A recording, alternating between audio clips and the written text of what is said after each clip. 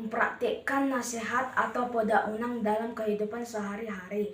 Contoh, 1. Ibu menasihati Andi supaya jangan mengambil mainan adiknya. Andi, unang buat mean-mean ni Anggini. 2. Ibu menasihati Dian supaya jangan merusak buku adiknya. Dian, unang segai buku ni Anggini. 3. Ayah menasihati Rudi supaya jangan mencuri barang milik orang lain. Rudi, unang manako ugasan ni halak na asing da. 4.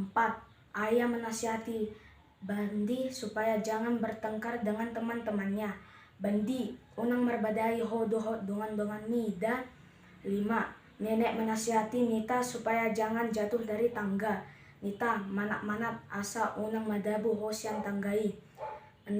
Nenek menasihati Bayu agar jangan memegang benda-benda yang kotor. Bayu, unang jamai na hodar da. 7. Paman menasihati Budi agar jangan malas mandi. Banti, unang losok ho maridi. Au kiaran bangkal mau liate.